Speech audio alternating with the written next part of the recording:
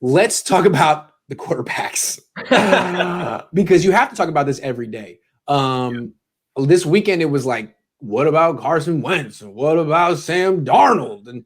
And basically everyone's an option. So why don't we just like rate them off the top of our head? What you think is the best moves in order? Okay, I will answer that question, but just a fast answer to Horacio Flores, just because he asked that. Oh, I played most of my time free safety and strong safety. I like to hit other people. I'm about 2 meters tall and about close to 100 kilos right now. So no idea what that means, but it sounds huge. I have no idea.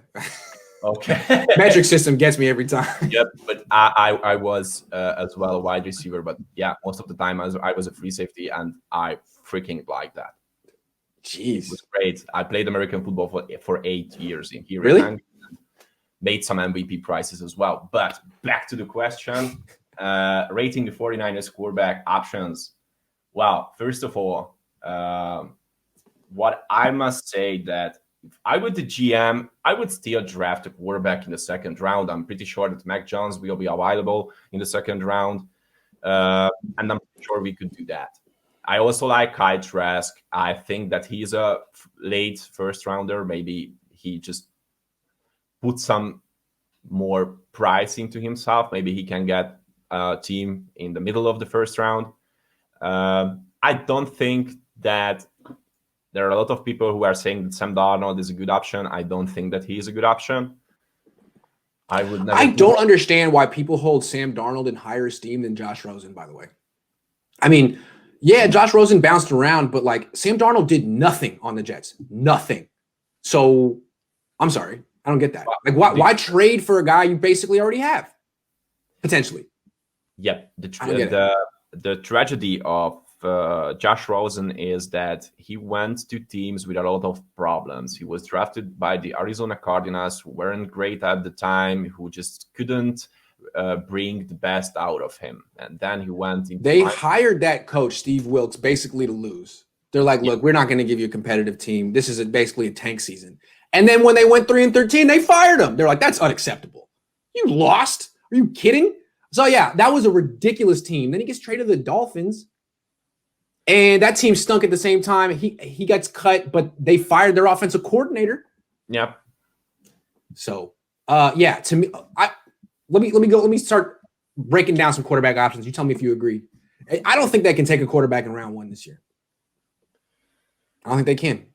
I don't like that option. I put that option low because to me, again, what did I learn in the Super Bowl? It doesn't matter who your quarterback is if you can't protect him. And the Niners have a bigger need on the offensive line than they do at quarterback. I'm sorry. They do. Jimmy Garoppolo, say what you want about him. He's better at his job than Mike McGlinchey is at his.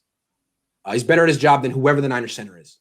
So that's out of the question.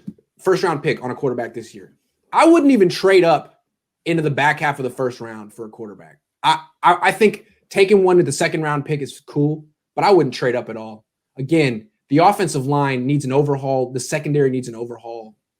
You have Josh Rosen, who's 23 and was a top 10 pick and has as much or more physical gifts than any quarterback you're going to trade up into the top, into the 20s to get. So to me, the quarterback options are take a guy in round 2, stick with Rosen, cut Jimmy, and sign Ryan Fitzpatrick, Andy Dalton. I don't know.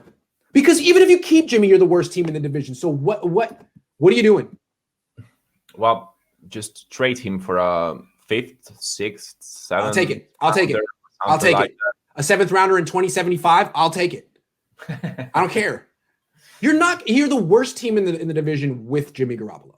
So what are you paying him $27 million for? Start over. Yep.